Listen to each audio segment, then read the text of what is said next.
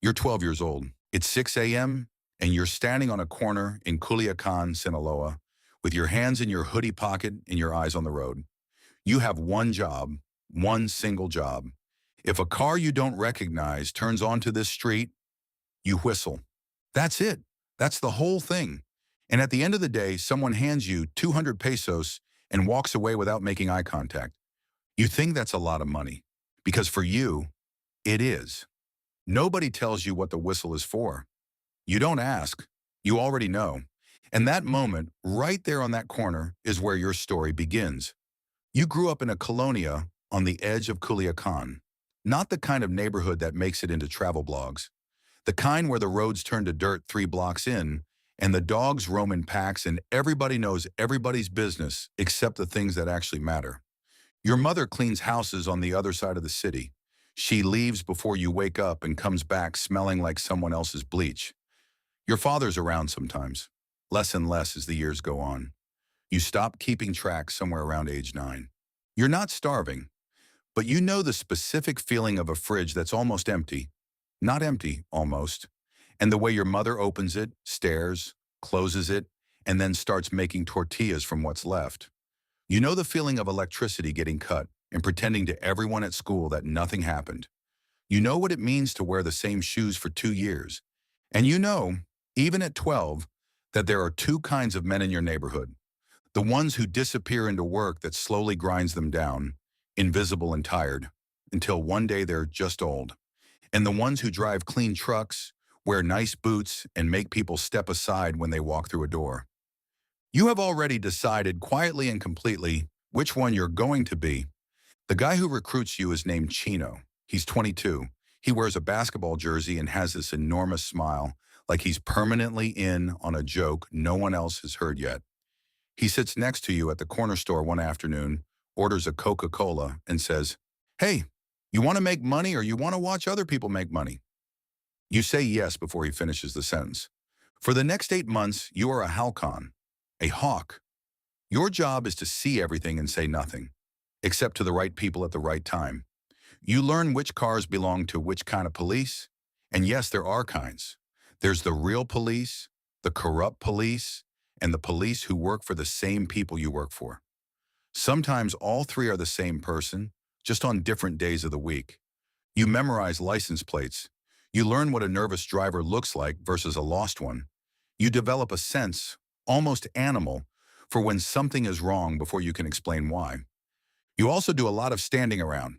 Hours and hours of nothing, just you, the corner, and the sun. And here's the thing, nobody tells you about this life at the beginning. Most of it is extraordinarily boring. The violence is rare. The waiting is constant. You start doing your homework out there on the corner, leaning against the wall, because what else are you going to do? Your math teacher notices your grades improving and tells your mother you have real potential. Your mother is proud. You don't tell her what's funding your newfound focus. But by 13, you've seen things that you'll spend years trying to forget. You don't get details here. Just know that the image of certain things has a way of arriving uninvited, late at night, for a very long time after. You prove yourself reliable. And reliability, not toughness, not size, not how mean your face looks. Reliability is the currency that actually matters in this world. So they move you up. You become a runner. You carry packages, messages, sometimes cash wrapped in newspaper. You never ask what's in the packages. That's one of the rules. And nobody sits you down and hands you a list. You absorb them slowly, through observation, the way you'd learn the layout of a dark room by walking into furniture a few times. Let me give you the rules because you'll need them. You never ask questions you don't need answered. You never touch the product.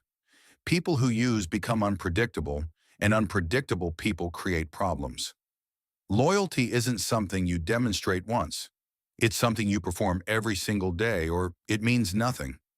Your family is your softness, and softness can be used against you, so you protect them by keeping them as far from this as possible.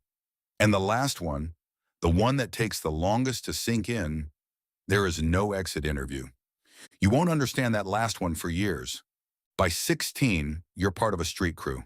7 guys, 1 plaza, a zone of the city that you control, that you protect, that generates money upward through a structure you can feel but can't fully see. The crew's leader is a man everyone calls El Compa, which technically means the buddy. He is not anyone's buddy. He has eyes that register everything and give back nothing. He never raises his voice. The quieter he gets, the more scared everyone becomes. You study him like a textbook. The money starts.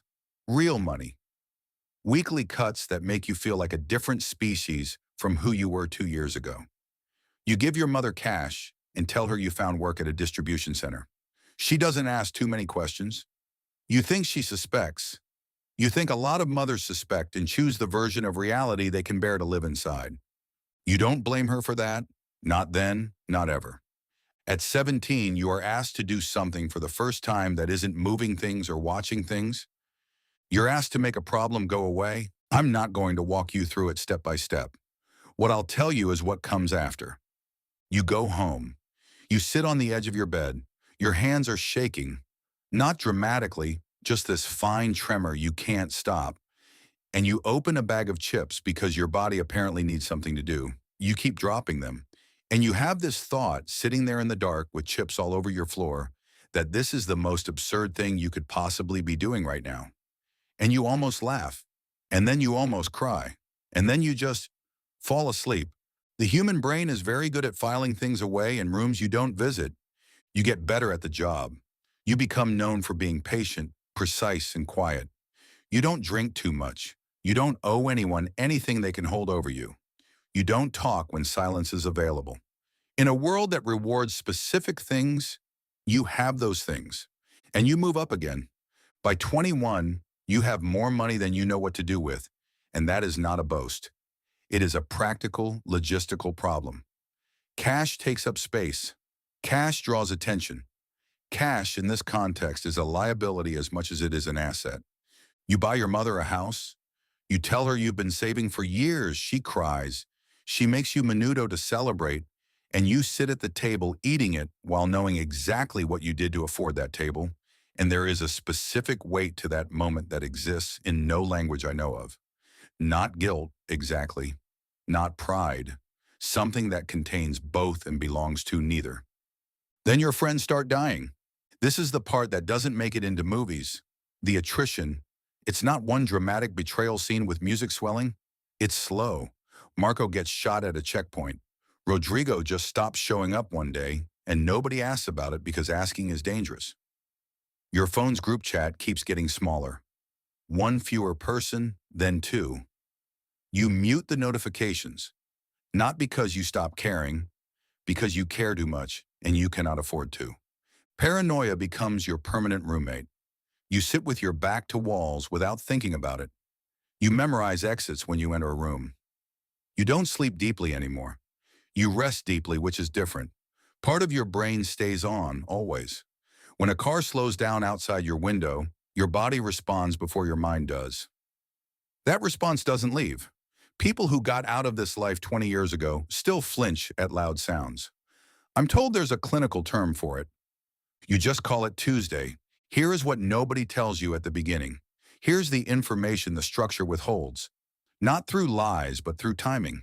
By the time you understand it, it's already too late to use it. There is no retirement. You don't get to say, I've served well, I'd like to go open a taqueria now. You've seen too much. You've done too much. You are, in a very practical sense, a loose end. And organizations like this one do not leave loose ends. Not out of cruelty, out of logic. Some people try to leave anyway. Some succeed, but only by disappearing completely. New name, new city, sometimes new country. Every tie cut, family, friends, everything. Essentially dying without dying. Starting over as a person who has no past. Some don't succeed. You watch a man you genuinely respect, someone who served loyally for over a decade, try to negotiate his exit. He's calm about it, reasonable. He has a daughter. He wants to be a real father to her before she grows up without one. He makes a good case. I won't tell you what happens to him. I'll tell you his daughter is okay. Someone made sure of that. In this life, small mercies are still mercies. So here you are. You started on a corner at 12 years old, doing homework between whistles, thinking you were making a smart choice. And in the frame, you could see then, with the information you had, in the world you were handed, maybe it looked like one. But here's what you couldn't see from that corner: the end of the road. The way the structure feeds on people, the way a fire feeds on wood, completely without preference, without memory of what it consumed. Mexico is a country of extraordinary things: the food, the people, the landscape, the history. It is also a place where poverty and geography and decades of broken systems have built a machine that processes human beings, willing ones, desperate ones, 12-year-old ones, into something useful for a short while and then discards what's left. The man in the clean truck with the nice boots, his story doesn't end at the truck. It ends later, usually the same way, usually before he expected it. And if you're watching this right now and any part of that corner felt familiar, the almost empty fridge, the candles, the choosing, I'm not here to judge the choice. I'm here to show you the whole road, because someone should have shown it to you before you started walking.